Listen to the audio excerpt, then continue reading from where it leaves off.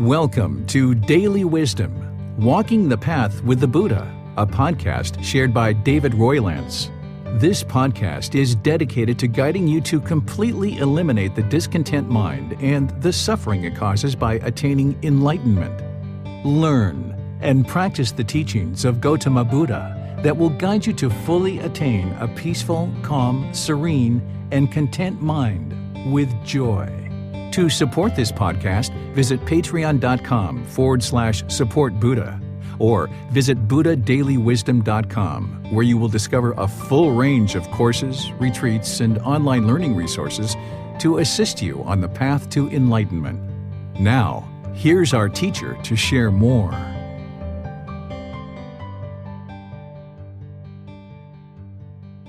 Sawadee Kap. Hello and welcome to Daily Wisdom, Walking the Path with the Buddha.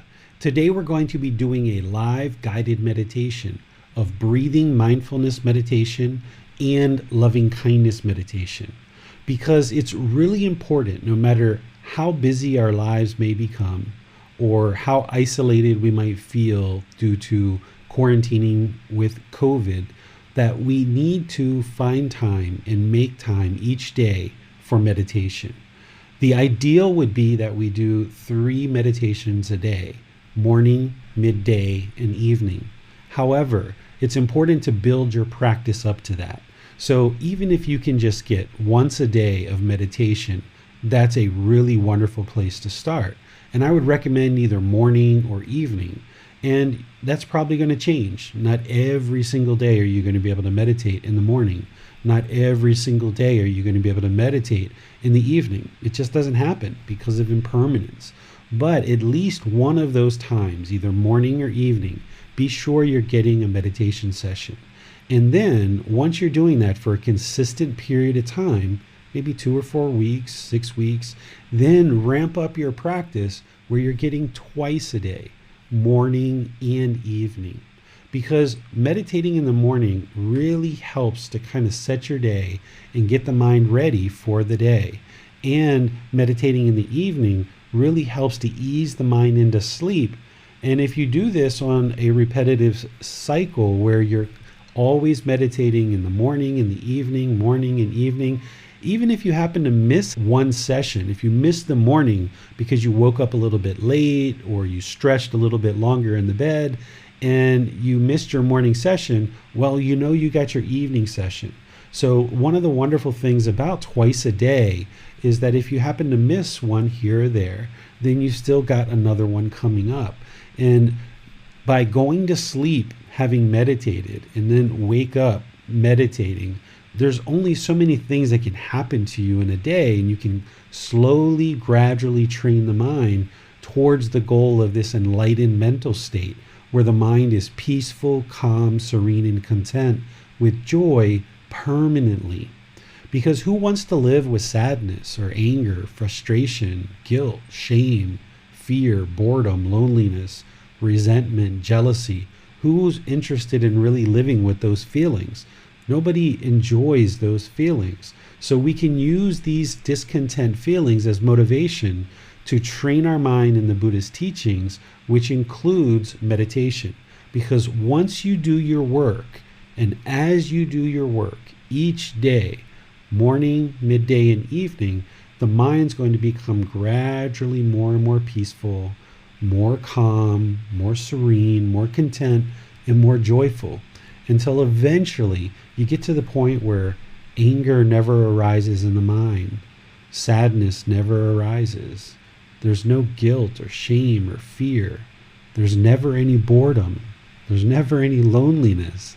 No shyness or resentment or jealousy. This is the ideal way to experience this life. Because once you attain this enlightened mental state and the mind becomes more and more awake, you can enjoy the rest of your life. But in order to get there, you're going to have to put in the work. And that's what we're going to be doing today, is we're going to be putting in some work to train this mind through meditation and help you to progress along this path. But this is just one thing that needs to happen in order to awaken the mind. Oftentimes, people put a lot of importance on meditation, and it's important. Without meditating, you would never be able to get to enlightenment. However, if all you ever did was meditate, you wouldn't get to enlightenment. There's other teachings that you need, and that's what this whole channel is about. That's what this Facebook group's about. That's what this podcast is about. That's what all of these teachings that I share are about, is sharing with you the entire path to enlightenment. And today we're coming together to encourage, support, and motivate each other in our practice. So I would like to invite you to pull up a meditation cushion, to pull up a chair, and start to get into a position for us to do meditation together. Today's all about meditation, breathing, mindfulness meditation, and loving kindness meditation.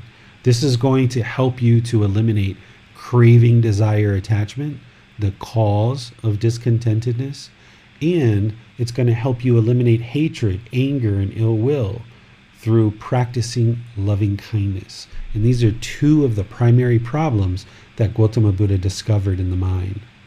So go ahead and get comfortable with your lower body, whether you're in the seated position or lying position, standing position, whatever position that you're in. Those are the three that we normally do these. There's one other position of walking meditation that I'm going to be creating a video here soon and releasing that so that you can learn walking meditation. But this particular meditation of breathing mindfulness with loving kindness, we typically do it either seated, standing, or lying. Your lower body should be comfortable. Your upper body should be nice and erect with your muscles engaged. This helps to keep the mind active, attentive, and alert, because we need to train the mind. Meditation is an active, dedicated, purposeful training session where we're actively training the mind to either eliminate certain unwholesome qualities and arise certain wholesome qualities. So today we're going to be eliminating the unwholesome quality of craving, desire, attachment, while cultivating mindfulness or awareness of mind. And when we do loving kindness meditation, we're working to eliminate hatred, anger, ill will, and cultivate loving kindness or active goodwill towards all beings without judgment. And you're going to need your spine nice and erect to keep the mind attentive, alert, and aware. This is what's going to ensure that you can actively train the mind during this meditation session. Your hands in the arms, usually I place my right hand over the left with the thumbs together and then place that into your lap. But if that's not comfortable, you can place your palms on your thighs or your knees or on the armrest of a chair. You can place your palms up, whatever's comfortable for you. This practice isn't about everyone doing it exactly the same, because that's impossible. Because of impermanence, it's impossible for everyone to be in exactly the same position. So why even try? The important thing is that body is comfortable, that it's relaxed and comfortable, but not luxurious. We need to keep the mind attentive and alert during our meditation session. So once the body's in a position where it's comfortable, but yet erect at the spine to keep the mind attentive and alert, just close the eyes. And now start breathing in through the nose and out through the nose. All we're going to do here at the beginning is just breathe in through the nose and out through the nose. Breathing in and out.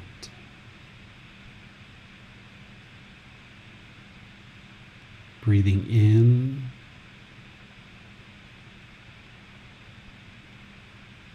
and out. Just develop a nice natural breath. Don't try to force your breath. Don't try to control it. Just breathe in through the nose and out through the nose. Focus the mind on the breath. Observe the breath. Focus the mind on the sound or the air entering into the nose, that sensation of air moving over the skin into the nose. Focus the mind right there.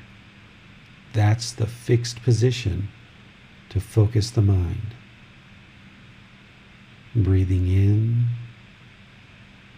and out. Breathing in and out.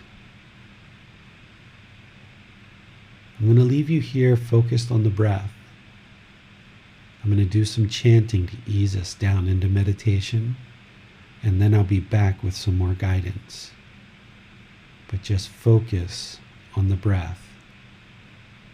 Breathing in and out. Breathing in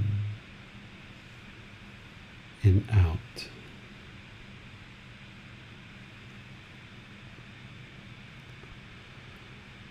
Arahang Samma Sambuddho Bhagava Bhutang Bhagavanang Abhivateyami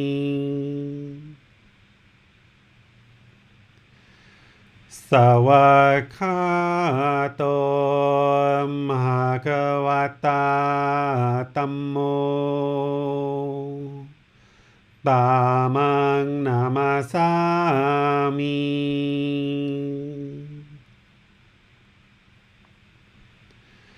Supatipano Bhagavato Savaka Sangho Sanghang Namami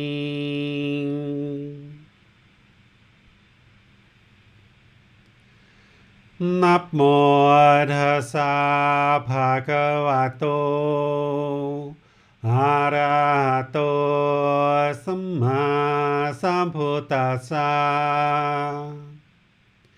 Namo Tassa Bhagavato Arahato Samma Sambuddhassa Namo Tassa Bhagavato Arahato Samma Sambuddhassa Iti piso bhagava arahang samma sambuddho vicacaranang sammuno sakhato rogavitu Anutero purisa tamasati satatawa manusanang bhuto bhagavati.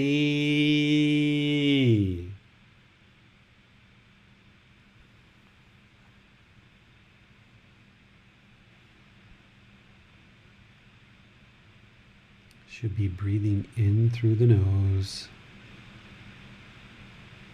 and out through the nose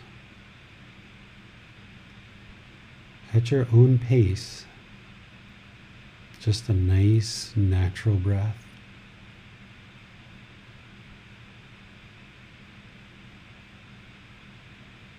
Breathing in and out.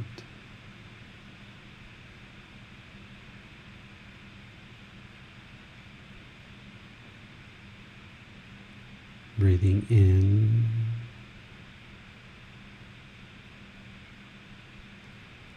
and out.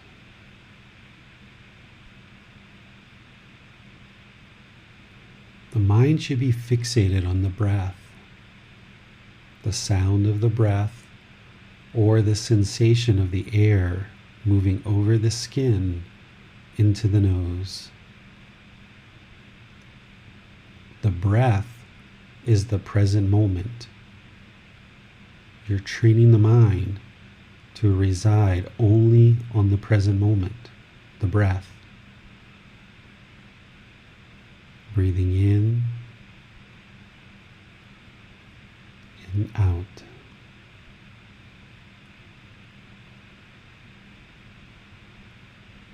Breathing in and out. As the mind is focused on the breath, when it wanders to the past or to the future, wherever you observe that, just cut it off, let it go, and focus the mind on the breath, only the breath. Breathing in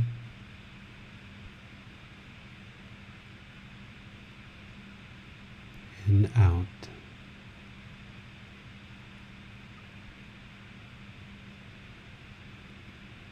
Breathing in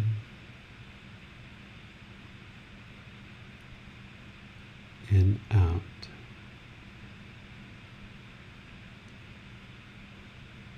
If there's any thoughts, ideas, perceptions, even sounds or sensations in the body, anything arises, observe that it's impermanent. Let it go. Cut off the thought. Bring the mind to the breath, the present moment. Breathing in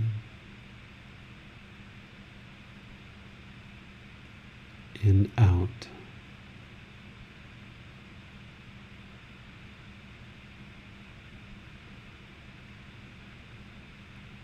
Breathing in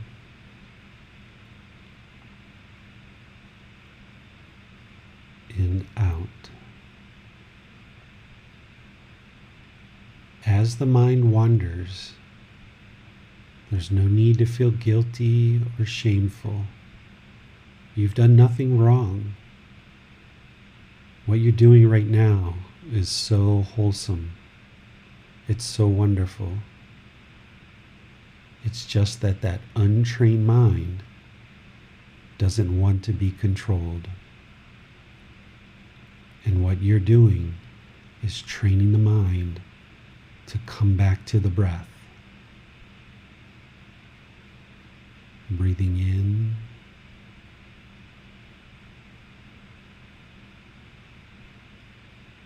and out.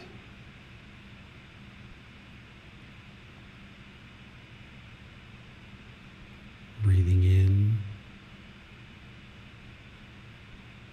and out.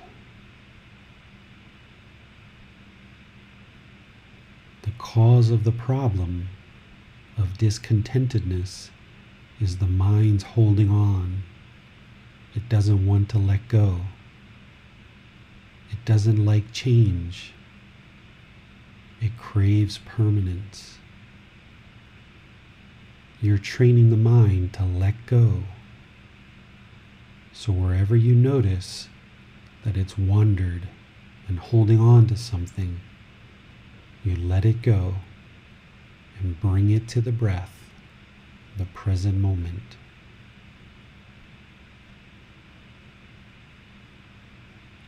Breathing in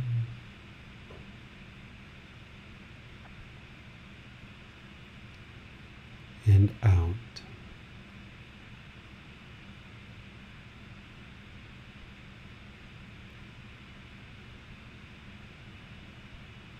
Breathing in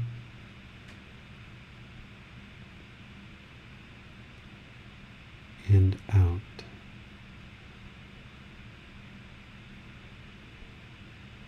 The mind may even want to hold on to my voice. and may want guidance all the way through this meditation. But this voice is impermanent. I'm going to be quiet and let you just focus on the breath.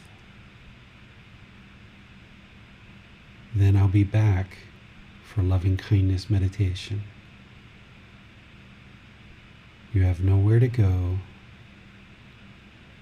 You have nothing to do. No one needs you right now. This is your time to focus on the breath.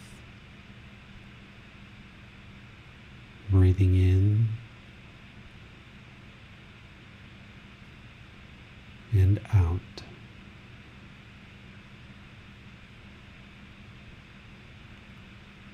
Breathing in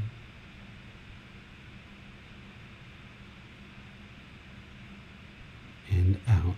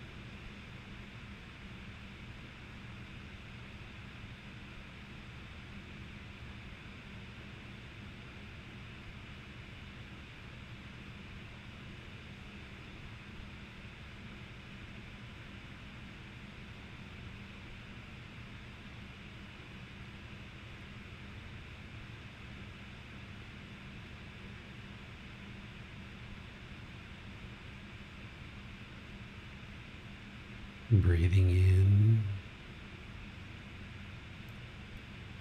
and out.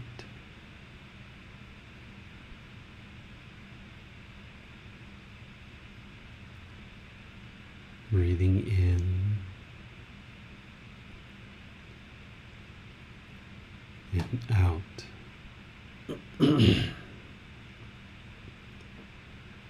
Repeat this affirmation in the mind on the out breath. Breathing in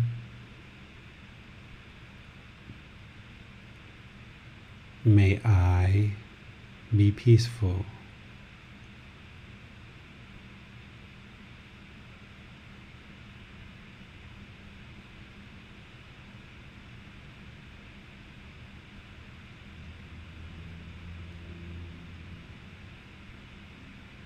May I be safe.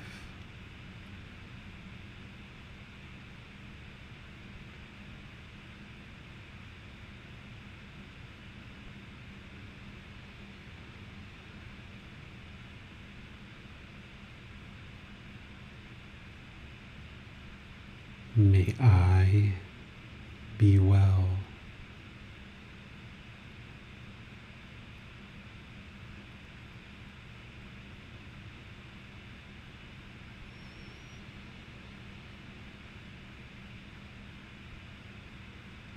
May I be free of all discontentedness in the suffering it causes.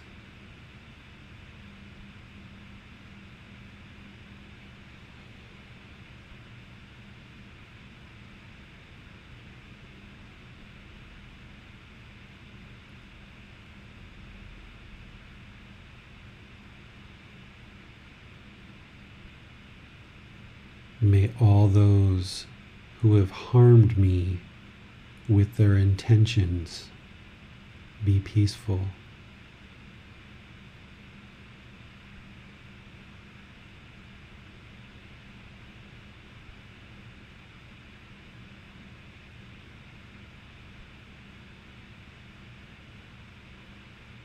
May they be safe.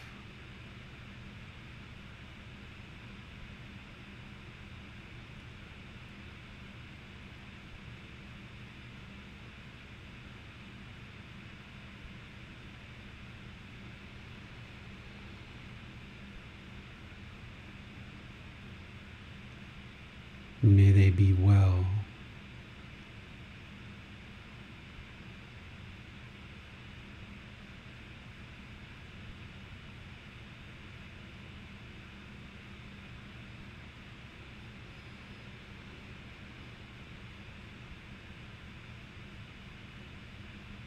May they be free of all discontentedness and the suffering it causes.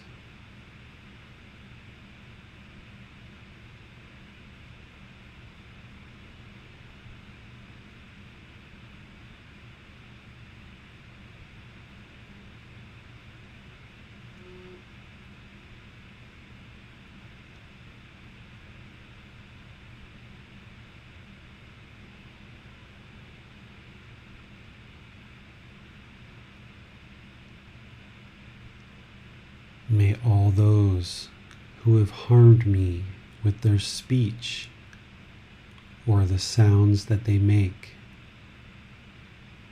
be peaceful.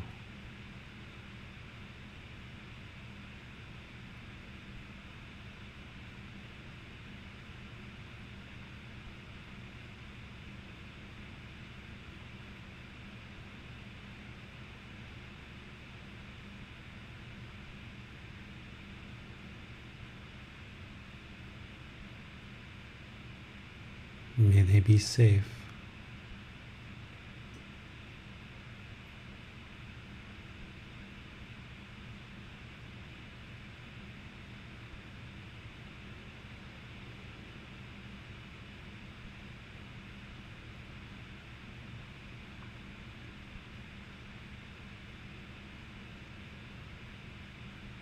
May they be well.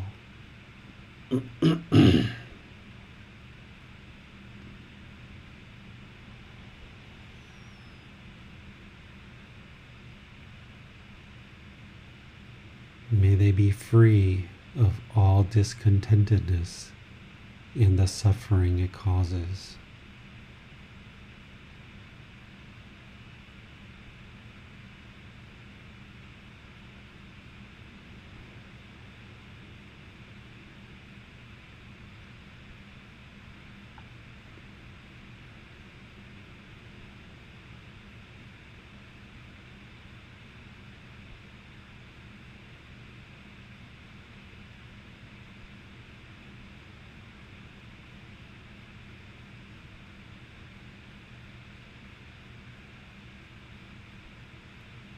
May all those who have harmed me through their actions be peaceful.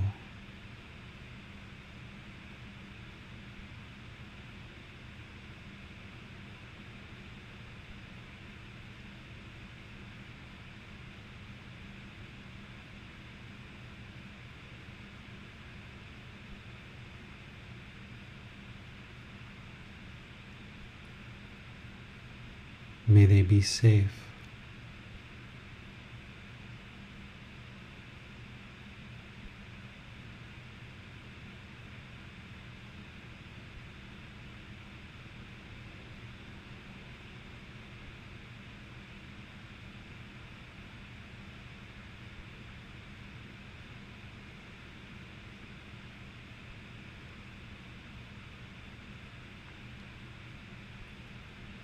May they be well.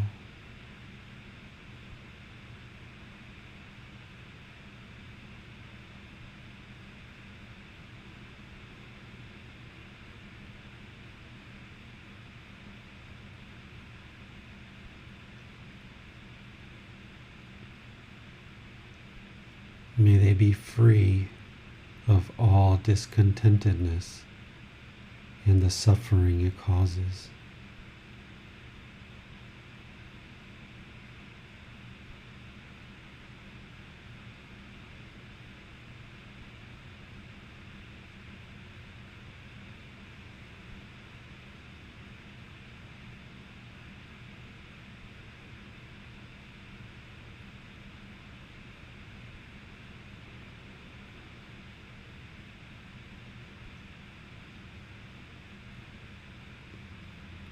May all those who have harmed me with their livelihood be peaceful.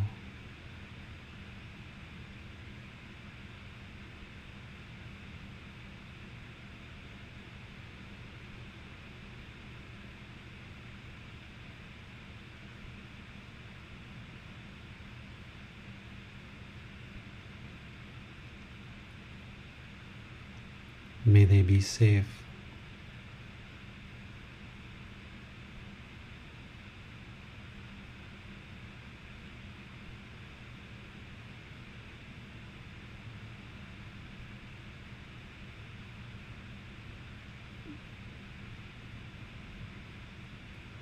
May they be well.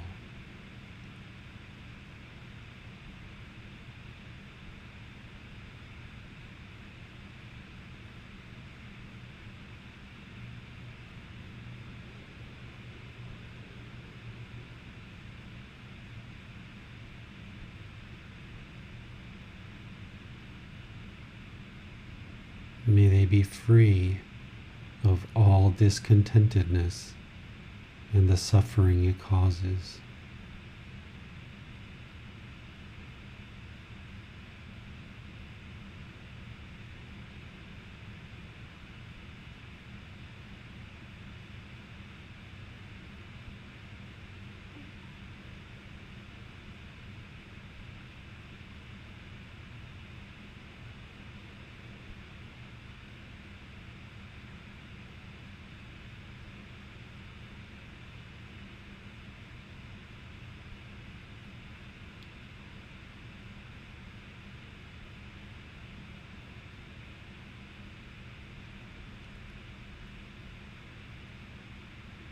May all those whom I have harmed through my intentions be peaceful.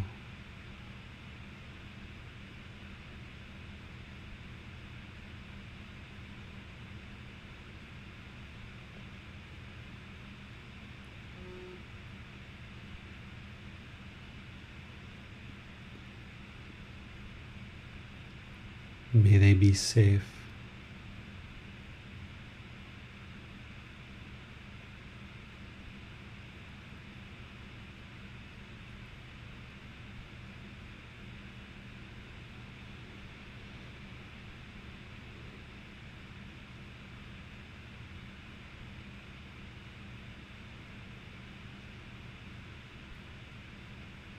May they be well.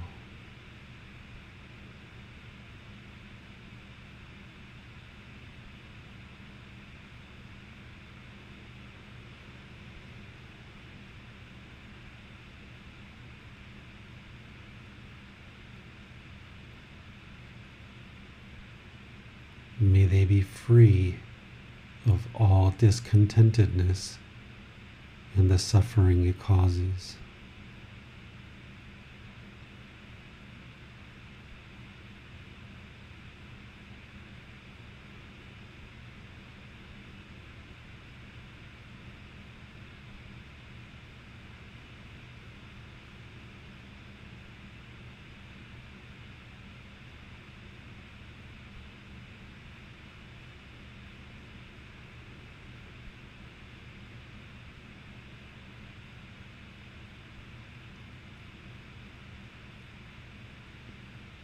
May all those who I've harmed through my speech and the sounds that I make be peaceful.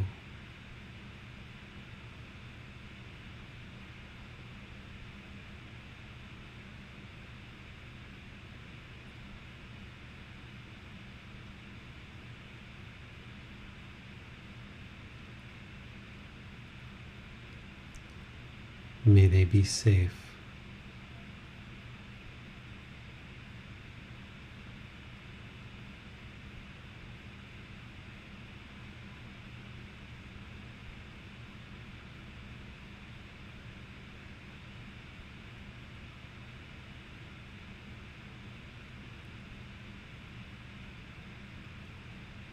May they be well.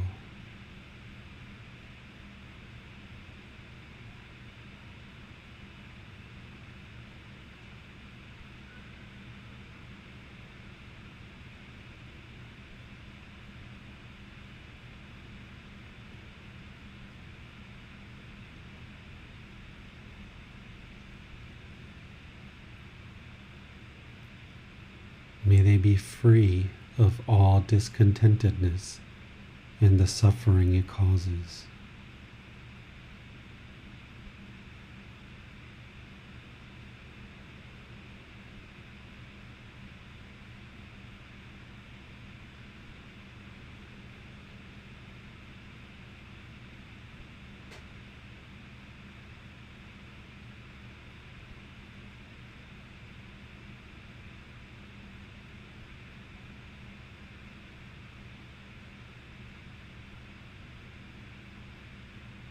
May all those whom I've harmed with my actions be peaceful.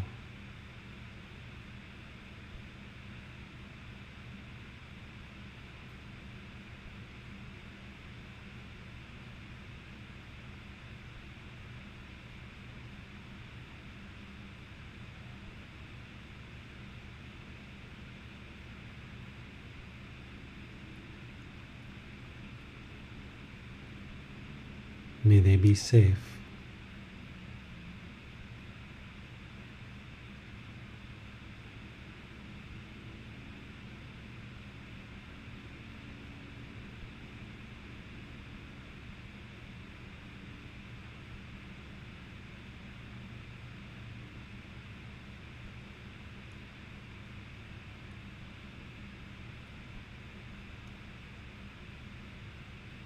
May they be well.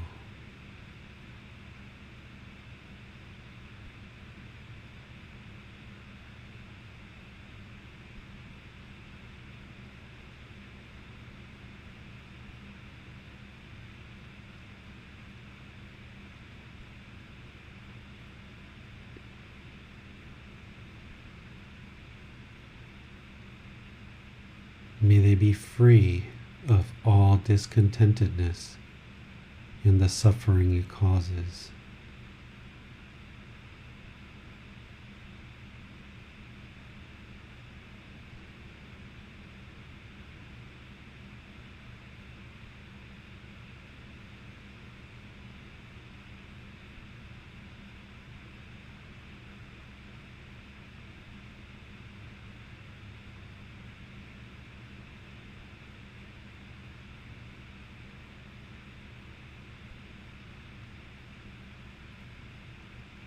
May all those whom I've harmed through my livelihood be peaceful.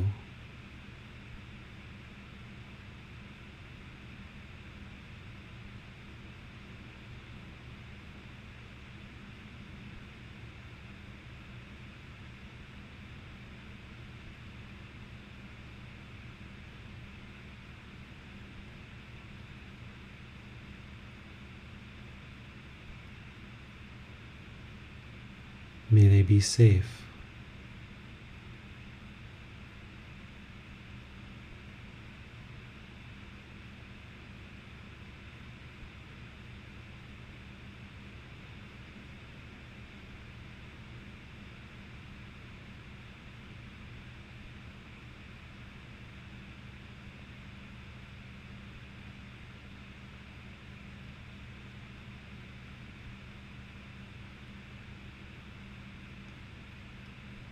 May they be well.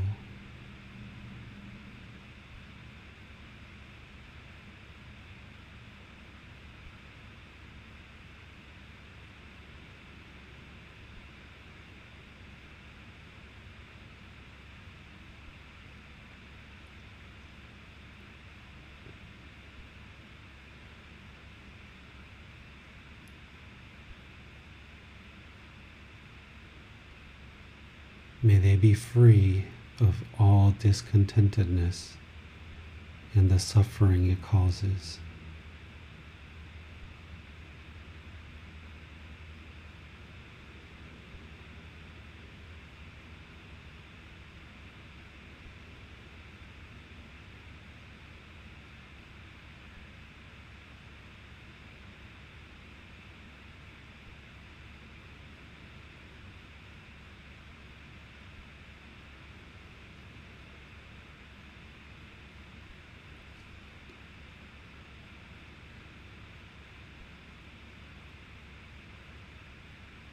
May all beings, no matter where they reside, here on this earth or far, far away, be peaceful.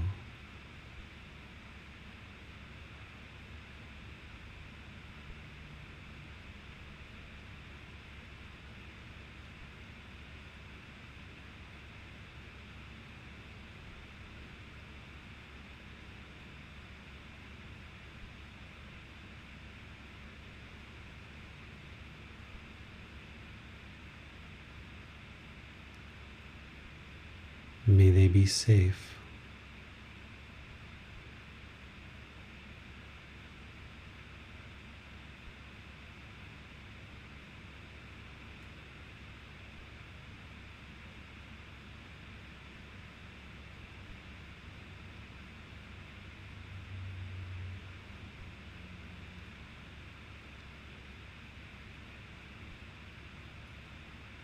May they be well.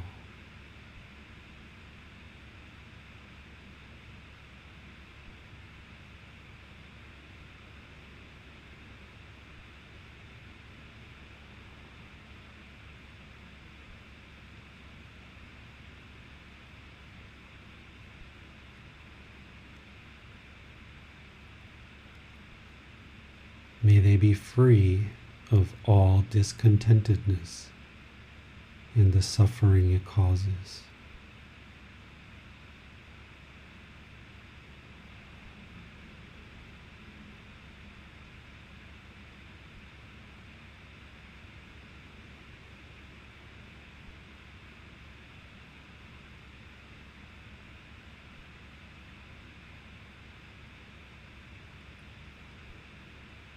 Breathing in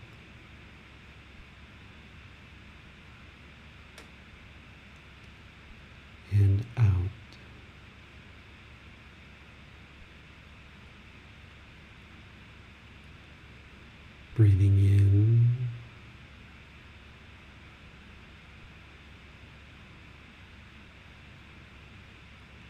and out.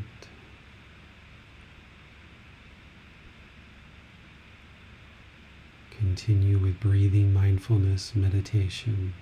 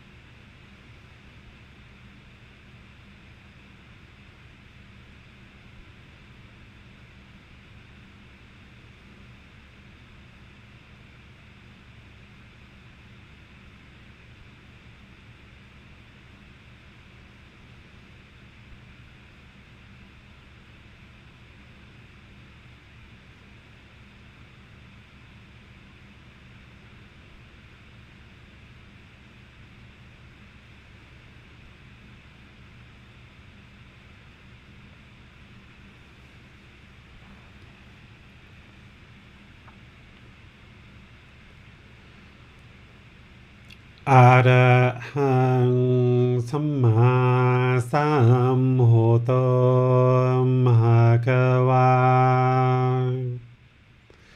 พุทธังภะคะวันตังอภิวาเทมิ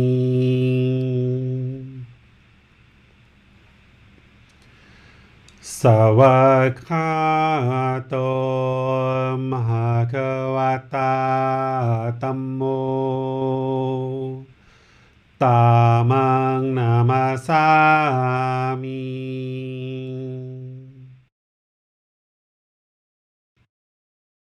สุปฏิปันโนภะคะวะโต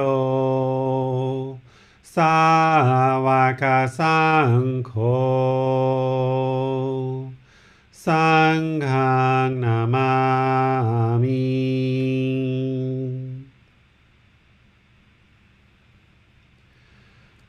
นะโมตัสสะภะคะวะโตอะระหะโตสัมมาสัมพุทธัสสะนะโมตัสสะภะคะวะโตอะระหะโตสัมมาสัมพุทธัสสะนะโมตัสสะภะคะวะโตอะระหะโตสัมมาสัมพุทธัสสะอิติปิโสภะคะวะอะระหังสัมมาสัมพุทโธวิชาจารณังสัมมุโนสัคขะโตโรกาวิตุอนุเตโรภูริสาตามาสติสัตตาตาวามานุสนังพุทโธภควาติ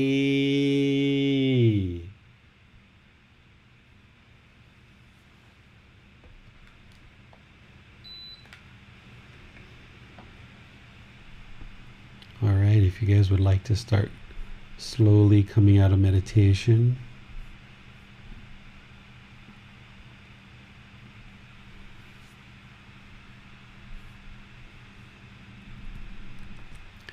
pleased to see all of you here today. I see Max and Judith, Manal, Marcia, Chatel, all of you guys from all over the world coming together to support and encourage each other.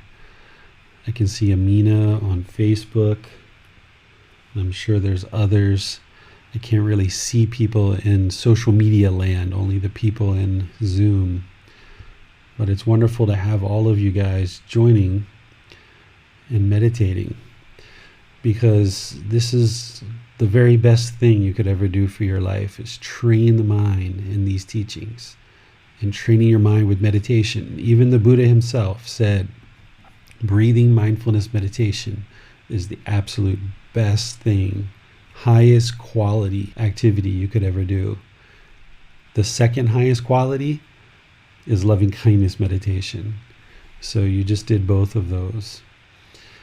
So I would like to give a chance for you guys to ask any questions that you might have about meditation or the path to enlightenment or anything that you're encountering. I'd like to just open up, allow Max to share any questions coming in by comments in Facebook, YouTube, or Zoom. And anybody who's in Zoom, you can raise your hand to ask questions or any follow-up questions. We have a question from Amina. She asks, is there a difference in benefit between a moment during meditation when the mind is truly clear versus when the mind is clear and the thought comes into the mind is clear now? The idea is to get to a clear mind, a steady mind, whether that happens at one point or another.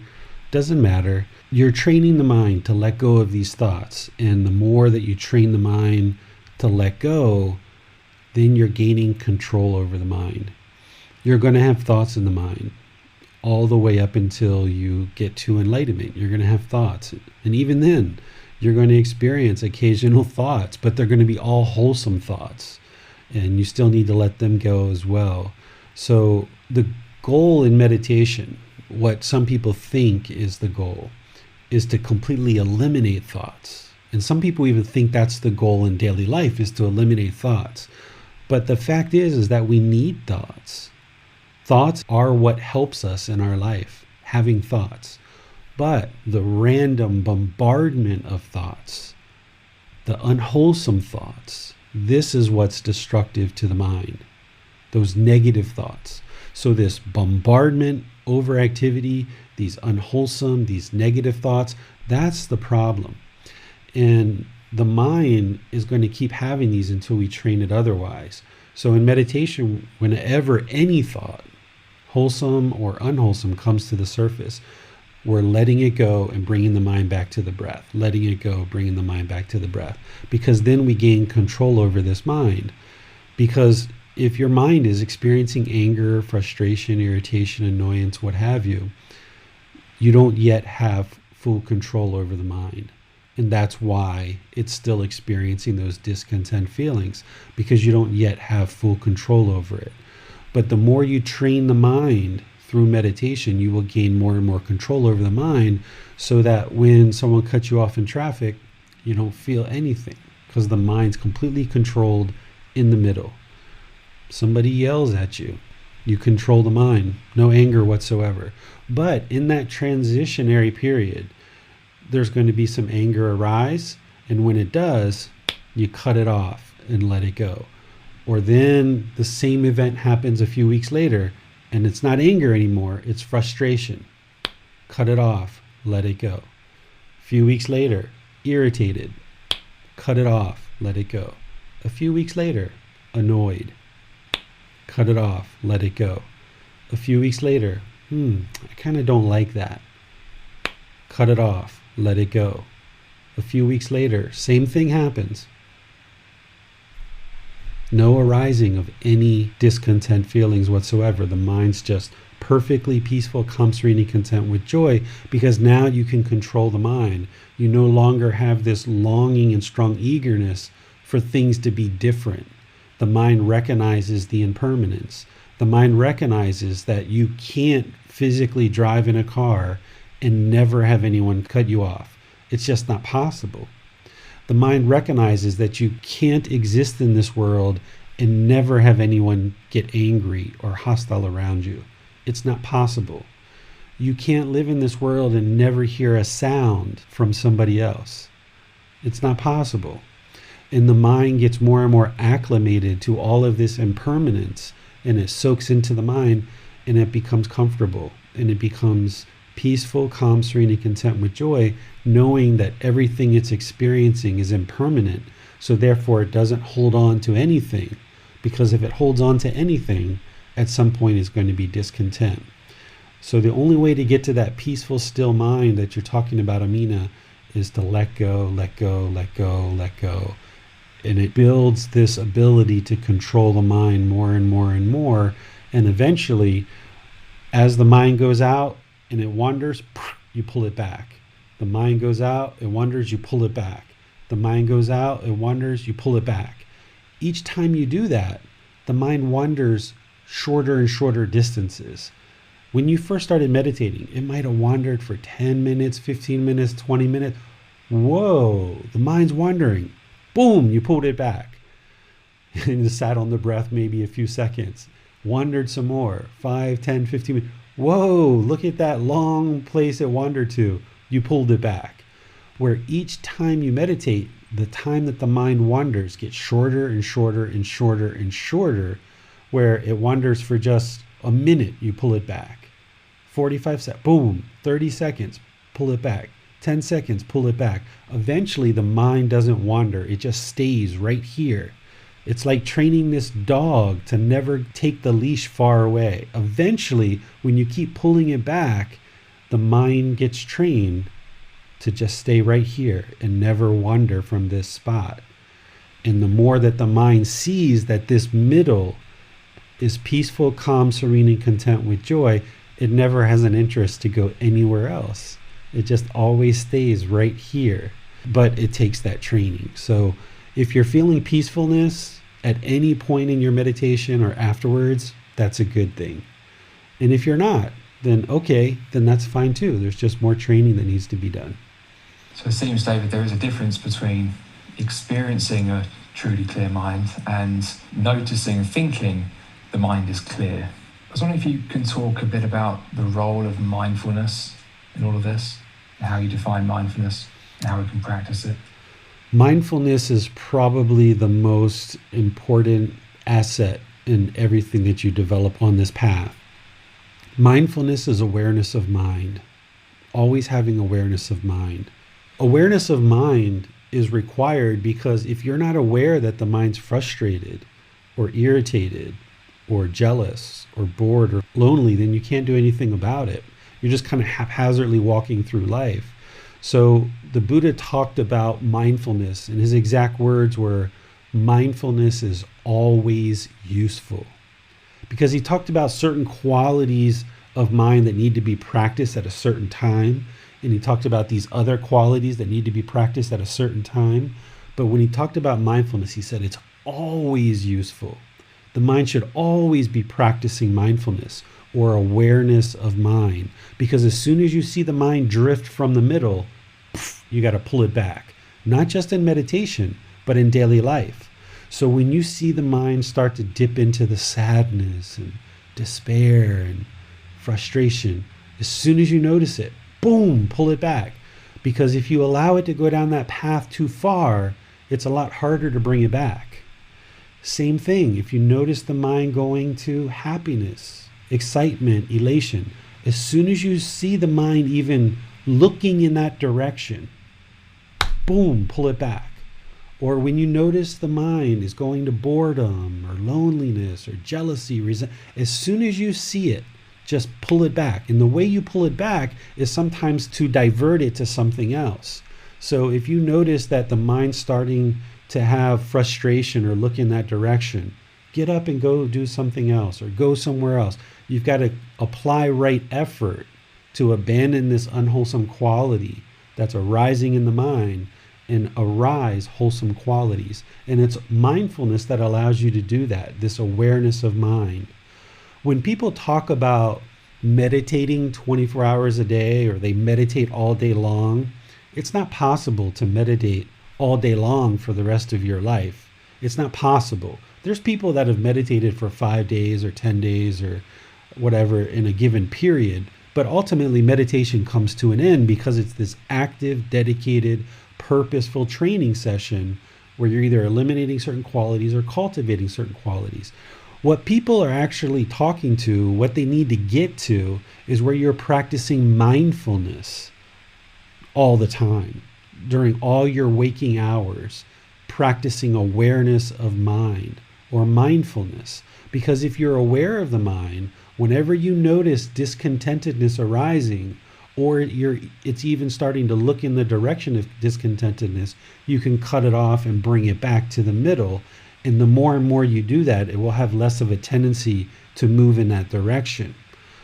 What most people are using the word mindfulness as in our common modern language is people are using the word mindfulness as careful. People will say, oh, be sure you're carrying that water mindfully.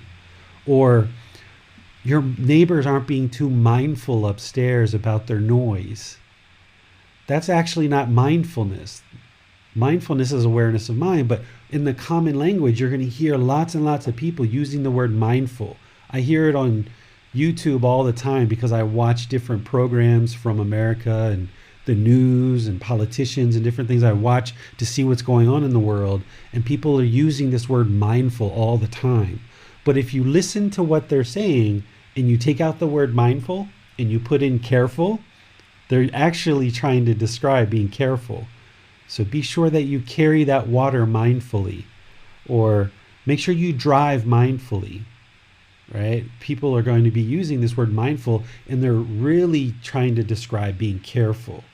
But what mindfulness is it's awareness of mind, being aware when the mind's angry, sad, frustrated, being aware when there's guilt or shame, aware when it's happy, excited, elated, aware when there's guilt or boredom or fears, and also be aware when it's peaceful and calm and serene and content and joyful, because that's the middle.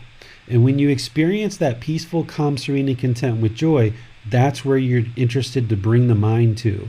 And when you experience that and you know where that groove is, that peaceful, calm, serene, and content with joy, whenever the mind diverts at any particular time, you've got to notice that with mindfulness, awareness of mind, and bring it back to the middle and get back into that groove. And sometimes that's going to take hours, sometimes it's going to take days to get the mind back to that groove. But the more and more that you bring it back and you get good at bringing it back more and more and more, it will have a tendency to leave that groove less and less frequently. And when it leaves that groove, you're going to get better and better at bringing it back, that you can almost snap a finger and bring it back. As you get closer and closer to enlightenment, as soon as you see the mind looking in that direction, cut it off and bring it back. And the more and more you do this, it'll eventually have a tendency to just stay in that groove all the time, and it never leaves from that middle way that the Buddha talked about. So mindfulness is what it's all about, is having awareness of mind. So I've heard you say in the past, David, that one way to resolve an attachment is to fulfill it. But I want to be careful here and not misconstrue what you meant there. So maybe you can elaborate what you mean, because if we're cutting these thoughts off, we're cutting these emotions off, bring the mind back to the middle, we're no longer causing the mind to go off the middle. But when it does, we have caused it. It's something we've done in the past. And it seems that to some extent, it just has to run its course. So how can we tell the difference between knowing when we're just being unmindful and cutting it off versus letting that thing run its course in a way that does no harm? And when do we need to just cut it off versus when do we need to actually allow it to run its course? Okay, we're talking about two different things now. You're talking about craving, desire, attachment, and you're talking about discontentedness. Okay, so let's talk about both of these as it relates to cutting it off. Okay, whenever you notice the mind's discontent, painful feelings, pleasant feelings, or feelings that are neither painful nor pleasant, you always need to cut these off, let them go, and bring the mind to the breath. Or in daily life, you need to let go of those discontent feelings and bring the mind to the middle, to this peaceful, calm, serene, and content mind with joy by applying right effort. Okay, so anytime you feel any discontentedness whatsoever, you need to bring the mind, actively bring the mind to the middle. Now, what's causing the discontentedness is the craving, desire, attachment. That's what's in the mind that's causing this discontentedness. So to eliminate this discontentedness long term, so that it never returns and you can get permanent, peaceful, calm, serene, and content with joy, you need to eliminate the craving, desire, attachment. And that will ensure that discontentedness never arises on that particular topic ever again. And as you eliminate all these craving, desires, attachments, that's when the mind will be permanently peaceful, calm, serene, and content with joy. And the more that you eliminate these and you have less and less of them in the mind, that's why you'll have longer and longer bases of peaceful mind, because these cravings aren't being pricked. They're not being triggered because there's fewer and fewer of them in the mind. But when the mind's burdened with all this craving, desire, attachment, someone can be getting mad every other second because they're just a really angry, mad person because they have so much craving, desire, attachment in the mind. But as you start to eliminate these craving, desire, attachments, you'll get these longer and longer periods of peacefulness. But when you're not fully enlightened, you're still going to have certain things that trigger these craving, desire, attachments in the mind, and you're still going to be getting painful feelings, pleasant feelings, and feelings that are neither painful nor pleasant. So with craving, desire, attachment, you've got to eliminate these. This is the whole basis of this practice. And breathing mindfulness meditation is the generalized training to slowly train the mind to let go more and more and more, as well as practicing generosity, being generous with our time, effort, energy, and resources. So we can actively train the mind to let go through generalized training of breathing, mindfulness, meditation, and generosity. But there's some craving, desire, attachments that you need to actively eliminate. So when I gave the example of a long time ago when I left my phone at home, and I realized when I went outside, the mind became discontent. I recognized that the mind was having a craving, desire, attachment to always have the phone with me permanently. And when I was outside, there was a bit of fear that came into the mind because I felt like maybe I wouldn't be able to call somebody if I had a problem. Well, I recognized in that moment that, well, if I need to call somebody, I can always borrow somebody else's phone. So it's not a big deal. I can just use somebody else's phone. But just to be sure that this craving didn't exist anymore, it's not only breathing, mindfulness, meditation, and generosity that I practice on a regular basis. When I recognized that the mind was discontent because I had left the phone at home, then I took the active step as I left the house over multiple times in the coming weeks to purposefully leave the phone at home and see how the mind responded or reacted in that situation. So I actively put the mind in a situation where previously it experienced discontentedness because it had this craving, desire, attachment, it had this longing with a strong eagerness for the phone. I purposely put the mind in a situation where it didn't have the phone over multiple times when I went outside. And I trained the mind to be peaceful, calm, serene, and content in that situation without the phone. And that's an active role of moving the mind farther and farther away from this craving, desire, attachment. Or, for example, my son. At one time, of course, I had attachment to my son. But when he goes out to school, or at one time he went to go spend 3 or 4 days with a friend, and I was home by myself, my wife was in America, I actively trained the mind to let go and allow him to do whatever he needed to do and go spend time at somebody else's home. And I was by myself. So with some craving, desire, attachments, not only are you doing breathing, mindfulness, meditation, and practicing generosity on an ongoing basis to gradually train this mind to let go, but when you notice the red light on the dashboard, aha, fear. Why? Oh, I left my phone at home. Ah, that's the craving, desire, attachment. You got to that because of mindfulness. You got to that because of awareness of mind. And now that you know that, and you're seeing true reality, now, rather than just assume that the mind is fixed, actively put the mind in that situation where you leave the phone at home, or you send your kids to somebody else's house so that you can train the mind to be peaceful, calm, serene, and content without your phone and without your kids, for example.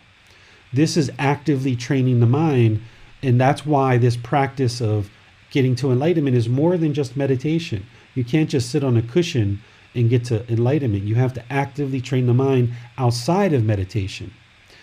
And that's how you can cut off some of these attachments.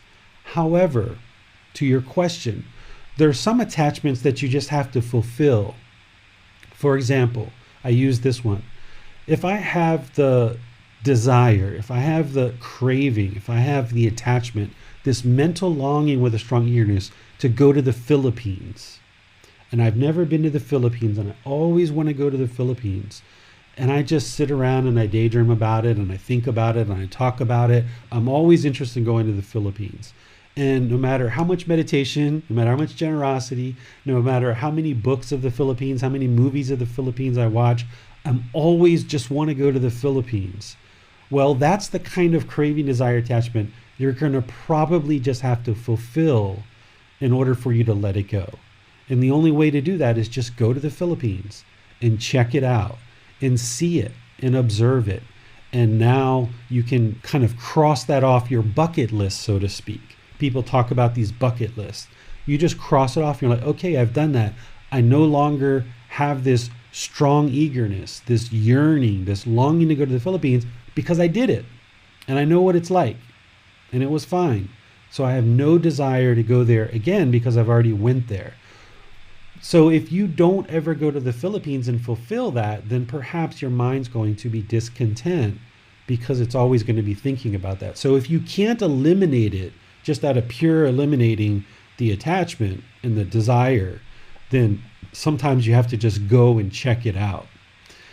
Now, if you're going to fulfill a craving, desire, attachment, you should do this with wholesome things.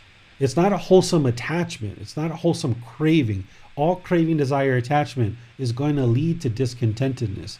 But for example, if I have a craving to smoke crystal meth, or I have a craving to snort cocaine, that's not one that you really typically are going to say, well, you know what, let me just fulfill this and let me go ahead and snort some cocaine, right? We typically do when we're younger and we don't know these teachings. That's typically how we finally realize these things are no good and we get them out of our life. But that's not something by being on this path that you know would lead to any good, wholesome results. So why would you make the decision to fulfill that in snorting cocaine? Because you know that substances that cause heedlessness is going to lead to unwholesome results. So don't try to fulfill those unwholesome things. But if it's something like going to the Philippines, yeah, go to the Philippines, check it out. And then once you do, then the mind can just let that go. And sometimes you can't let things go until you actually try it and you actually experience it and see it for yourself. And you still might go back someday to visit the Philippines again, but at least you don't have this yearning and this longing and this strong eagerness, and the mind becomes discontent just because you haven't been able to go. Because if you allow this to invade the mind, if you allow this craving, desire, attachment to continue and reside in the mind, you're just going to keep experiencing discontentedness over and over and over and over again until this is out of the mind. So you either need to distance yourself from the craving, desire, attachment, like the phone, my son, cocaine, marijuana. If you're smoking it for heedlessness, crystal meth, you need to distance yourself from these things and train the mind to be peaceful, calm, serene, and content with joy without it. And if you can do that with the Philippines, do that with the Philippines too. And then eventually maybe still go there someday. But if your mind just keeps obsessing about something and obsessing about it and obsessing about it, sometimes you just need to fulfill it in order for the mind to finally be like, okay, I know what the Philippines is like. It was a nice place and I went there. I may go back, I may not, but now I understand what it is and I can let that go. So some things you're just going to have to fulfill in order to let it go. I think that's a helpful point there you made at the end, David, that we know what it's like now. Maybe when we crave it, we don't really know what it's like, and that's why we crave it in some ways, because the mind sort of fills in the gaps. But when it actually experiences it, it realizes that it's just what it is. And so there's a case there, I think, for having to experience it to really get to see it clearly and then let it go. Yeah, for example, like right now, like I've never been to South America, ever. I've never been to Central America, ever. Lived in America for the majority of my life, in the United States of America, but have never been to Central or South America. It's something that someday it would be interesting to go, but if I never get to go, it's okay. It's really interesting for me about culture and languages and different foods. This is really interesting to me to see Central America and South America. But I don't have this yearning and this longing and this strong eagerness that I've got to work and get all this money and save up all this money and I got to go see this particular place. But if I was invited someday to go, I would go and I would enjoy it and I would go check it out. But if I never have the opportunity to go, then I'm completely fine with that. I'm perfectly peaceful, calm, serene, and content with joy right here in Chiang Mai, Thailand. There's nowhere else in the world that my mind is longing to go. And I know, like Judith is from Spain. I'd love to go to Spain someday. I've heard lots of great things about it, but I don't have this yearning and this longing to go. France, I've always heard about France and Italy and the UK and Australia and Japan. I've heard about all these different places in the world. I'd be interested to go if, I had the opportunity someday, but I don't daydream about it. I don't yearn for it. I don't think about ever going there. I just know that if I was ever invited, I'd be like, sure, I'll go take a look, and I'll go probably teach the Buddhist teachings in those places and check it out and look around. But there's no longing with a strong eagerness to go. I'd even love to go to India, because I see Chatel here. I'd love to go to India and Nepal and Bangladesh and all of these other places. I'd be really interested to go explore all of these different places, even Africa. I've never been to Africa. But I don't have a yearning and a longing and a strong eagerness to go to any of these places whatsoever. We have a question from Mika. Sir, in breathing mindfulness meditation, are wholesome deeds generated only if the mind is able to stay focused on the breath? Or the fact that even if your mind is wandering, you using right effort, trying to stay focused itself will generate wholesomeness? Yes, just the fact that you've chosen to meditate is a wholesome decision that's going to lead to wholesome results. And even you sit in meditation or stand or walk or lay and things are busy in the mind, you're still cultivating mindfulness or awareness of mind, because at the end of meditation, wow, the mind's so busy, right? So sometimes people think negatively, oh, my mind's so busy, I failed at meditation. No, you actually did quite good, because you had mindfulness, you had awareness of mind, and you saw the mind was really busy. So just the fact that you've chosen to meditate, and even you see that the mind's busy, that's beneficial. But what happens is oftentimes people want to be perfect at something the very first time that they do it. So sometimes I hear people say, I tried that meditation a few times, but my mind was just too busy and I couldn't do it, so I gave up. But that's the whole reason why you need to meditate, because your mind is so busy, right? So the fact that your mind's busy and you weren't able to still the mind and quiet the mind, so I gave up. No, that's exactly why you need to be meditating. So if you have a meditation session where everything's really still, all the juices are flowing, everything's working wonderfully, and then the next meditation, everything's really busy, the first meditation wasn't good and the second one wasn't bad, or the first one wasn't wholesome and the second one was unwholesome. It's just that the mind was in a different place at that particular moment. Both were beneficial. And the goal is to move the mind more and more and more to this stillness and this quietness where you can completely control the mind. But in order to get there, you're going to have to go through a whole lot of busyness, a whole lot of chatter to get to that stillness. And that's where the effort comes in. And that's why every time you choose to meditate every day, once, twice, 3 times a day, you're making good, wholesome choices to move in the direction of this peaceful, calm, serene, and content mind with joy, where the mind's still and peaceful. We have a question from Alan. After a certain period of time, my mind starts to become agitated with thoughts regarding how long I've been sitting, and that my withdrawal for 30, 45, or 60 minutes of time intentionally taken away from family and other responsibilities. How do I manage this when it arises? Yeah, so it sounds like you still have craving, desire, attachment for your family, Alan, and this is common. The people that are the closest to you are the ones that the craving, desire, attachment's the strongest. So usually your parents, like your mom, dad, your grandparents, your life partners, wives, husbands, boyfriends, girlfriends, your children. These are typically attachments that are held the strongest and that are the deepest and the hardest to let go. So you've got to train the mind to know that it's okay for you to meditate. And by you doing this, it's actually helping your mind to be better, so that when you are with your loved ones and the people that are closest to you, that you're going to be in a better condition. You have to recognize, that's why I say right when we go into breathing mindfulness meditation, I usually say, this is your time. No one needs you right now. This is your time. And you've got to make sure you understand that this is part of you training your mind, and this is important for you. Because I bet when you take a shower, you don't feel guilty when you do that, right? When you take a shower, you don't feel guilty that you've left your family, because you know that the body's dirty and you need to clean it every so often. Well, the mind's the exact same way. The mind gets dirty too. It's got pollution. So why are you feeling guilty that you are with yourself and not with your family when you're meditating, but you don't feel guilty when you take a shower, right? So you've got to get to the point where when you're meditating, it's just like you're taking a shower. It's like, hey, this is the time that I need, and this is just what I do, and this is part of life. Just like I brush my teeth, I take a shower, I need to train the mind, and that's just part of maintaining this whole thing.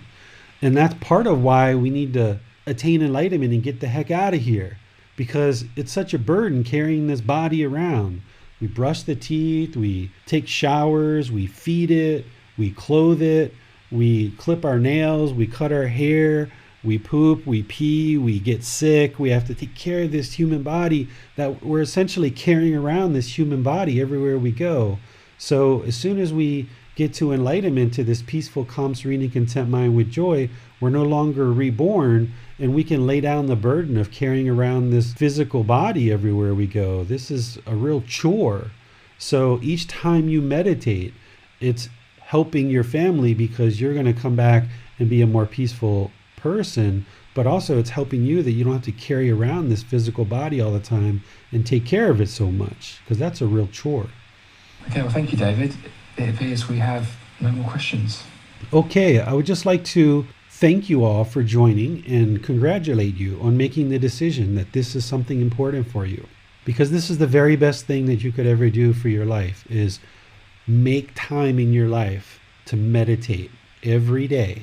And there's going to be days where you occasionally don't meditate, and that's okay, because that's impermanence.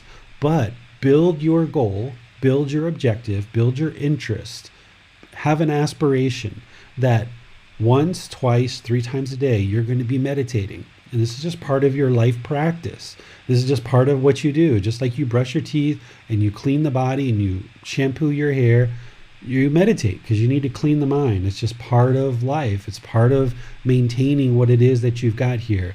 Because if you never meditate and you don't walk in this direction of the light, of walking to enlightenment, you're going to be doing this over and over and over and over again at some point. You're going to be reborn over and over and over again, and you're going to keep experiencing existence. And if you're tired of the discontentedness, you're tired of the frustration, of the loneliness, of the boredom, the guilt and the shame, you're tired of carrying around this physical body, you're done with all of this hostility and aggression in the world, when you've decided that, okay, you're done with all of this, well, the exit door is through meditation. That's the exit door to get you out of here. So keep moving in that direction. Keep walking towards enlightenment. Keep continuing to read, listening to the podcast, watching the videos. Apply these teachings in your life, because there's this intellectual learning and this intellectual understanding that you need. But then you need this practical understanding where you take this intellectual knowledge that you gain through the books and videos and podcasts and everything else, and then you apply it in daily life through practice. And you see that when you talk using the 5 factors of well-spoken speech, that your conversations go really, really well.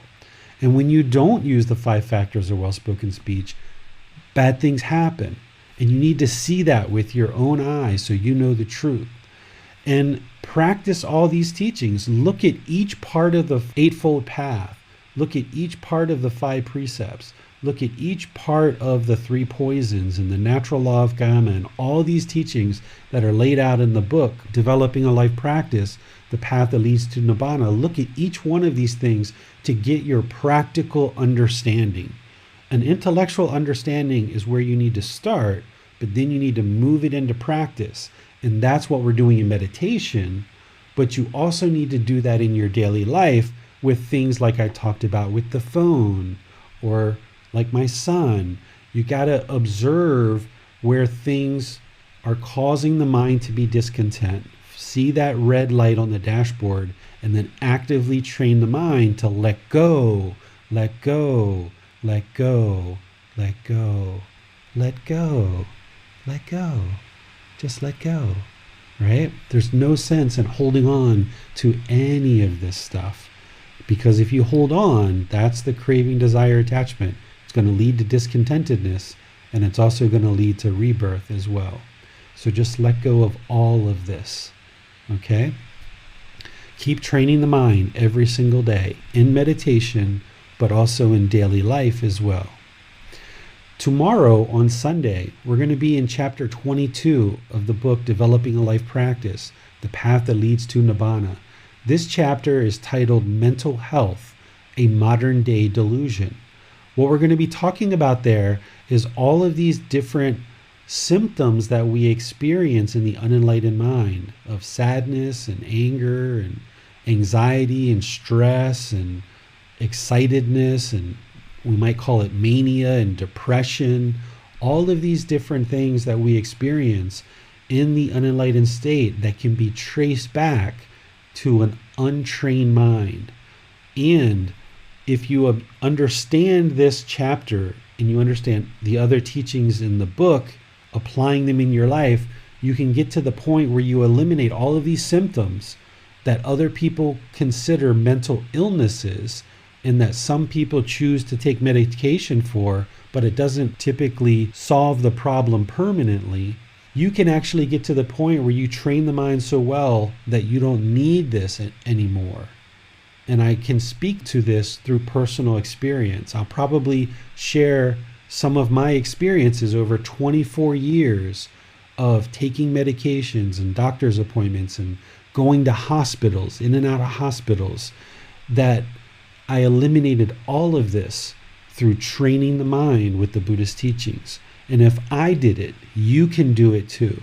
And not only have I done this, but there's been students who've been studying with me who've also done the same thing. So we're going to talk about mental health as it relates to training the mind in the Buddhist teachings and helping you see that there's another way out of all of these symptoms that doesn't involve pharmaceuticals and a lot of the things that people are being led to believe right now. So we'll talk about that tomorrow on Sunday. On Wednesday, we're going to do breathing mindfulness meditation. And then Saturday, the 9th of January, is going to be our very first day of the Pali Canon and English study group. We're going to be using these books, Buddha Vajana, where we're studying the Buddha's words in English, and then we're going to be studying them in class right here on Saturday. So on the very first class, the 9th of January, I'm going to be providing you about 30 minutes of guidance to help you understand how to study the Pali Canon and how to approach the Buddhist teachings. Because if you're moving from the book that I wrote, Developing a Life Practice, that's like a bachelor's degree, master's degree in Buddhist studies. Now you're moving into a PhD program. And when you study this, you need to approach it in a bit of a different way. So I'm going to teach you how to approach this first when we talk on the 9th of January. And then we're going to actually study it during class. We're still going to live stream, but I would encourage as many people as possible to come into Zoom, because that's going to be a much better environment for us to talk back and forth and have discussion. Because I'm not going to be having any kind of prepared talks. It's going to be an interactive discussion where we talk about the Buddhist teachings and helping you see how his words further illuminate this path to enlightenment and further expand what I've already shared in the book that I wrote. So on the 9th of January, we're going to start with a brief little meditation, probably just 10 minutes.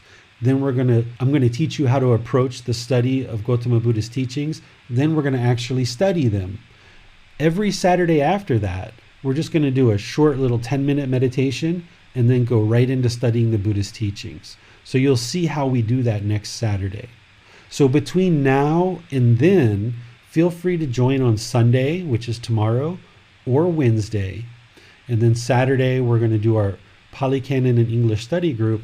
And the very first day, the 9th of January, we're going to be studying this book, Dhamma Trails. And we're going to be studying the first 25 chapters. Now, 25 chapters might sound like a lot, but it's actually not that many pages. It's very small book, very small printed page. Some of these chapters are even just half a page, like this one right here. This is just like a half a page, like 2 paragraphs. So those 25 chapters are only going to take you about 45 minutes or an hour to study it. So between now and Saturday, be sure to study the first 25 chapters, and then we're going to discuss them on Saturday the 9th. And you're going to need to have these books with you on Saturday the 9th, because there's going to be times where you're going to need to go to an actual page and actually look in the book. So if you have your set of these with you, that's going to be really important. If you don't have a set of these, you can order it from our website, buddhadailywisdom.com. Go to the section on the menu that says online learning, and all the way at the bottom of that page, online learning, at the bottom, you can get a set of these sent to you. So these are going to be really helpful to further illuminate these teachings of the Buddha now that you have this understanding and framework of the Buddha's teachings through developing a life practice, the path that leads to Nibbana. So as you're studying, you're going to build up this intellectual understanding, and then you can apply it in practice and see that the Buddha's teachings are true. You can gain wisdom and improve the condition of the mind and the condition of your life. Part of that practical understanding is practicing to be polite, kind, friendly, and respectful to all people around you. Practicing to be polite, kind, friendly, and respectful to all people. You don't need people to earn your respect, because if they're earning your respect, that means you're judging them. You're comparing them and you're judging them, and you're checking, do I really want to respect them or not? Right? You're trying to judge them, and you need to let go of that. You need to let go of the judgment and comparing. So just respect everybody. Put a smile on your face. Treat everyone polite, kind, friendly, and respectful. And by you treating others that way, over time, more and more people will treat you that way. You're not treating people this way because you want others to treat you this way. You've got to treat people polite, kind, friendly, and respectful all the time, just because it's the right thing to do. And when you come at it with that intention that it's just the right thing to do, and you have no expectation of what others should or shouldn't do, then when someone does treat you polite, kind, friendly, and respectful, great, that's wonderful. And when somebody treats you with anger and hostility, you see that for what it is, which is their anger and their hostility. And you don't allow your mind to become discontent because of it. So do what you know is right. Polite, kind, friendly, and respectful to all beings. We'll see you in a future class. Thank you so much for joining. Keep meditating each and every day. See you next time. Sawadee khap. Thank you for listening to this podcast. To provide support for this podcast, visit patreon.com/support Buddha. To access more teachings, visit buddhadailywisdom.com. There, you will discover a full range of courses, retreats, and online resources to assist you on the path to enlightenment. Remember to establish a daily, consistent meditation practice, along with learning and practicing these teachings. A well-developed meditation practice is the foundation in which to train the mind to attain enlightenment.